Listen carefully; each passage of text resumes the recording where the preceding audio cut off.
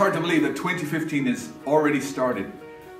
I'd like to take a moment and just share with you a little bit of advice as I lead this church, pastoring now, going into my 19th year. One of the things that I realize is that preaching is probably the number one things that preachers struggle with.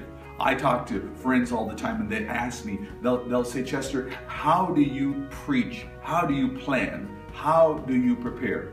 I remember when I first started the church in 1996, it quickly dawned on me that I was going to have to do something different. I am a communicator by trade, and I have quite a bit of spontaneity. That really helped me, but it also hurt me because I was a natural communicator. It was easy for me to defer my preparation until Saturday night. I found out quickly that really wore me down. Let me tell you how I now do it. I tend to prepare months in advance, sometimes 6, 12 months in advance. I ask the Lord to help me. In fact, here at the beginning of the year, I start the year out with a framework for where my preaching is going to go. Here in January at our church, we're doing a series called Starting Point. That series of messages has been on the drawing board and we're now executing it. I know what's going to happen for Easter. I know what's going to happen in September. One of the things I would just encourage you to do is think in terms of a series of messages.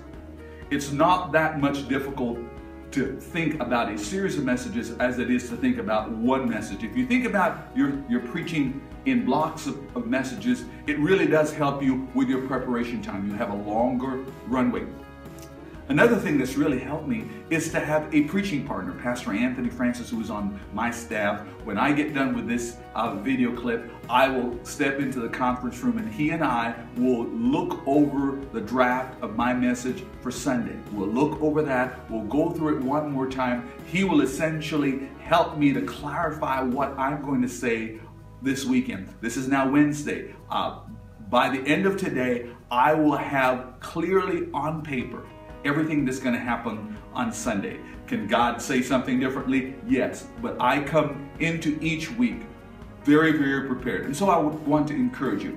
Again, preaching is the most important thing. A third thing I'd like to just say to you, as I preach and the longer I preach, I realize that it is important for me to really become a student of my audience. Who are you speaking to?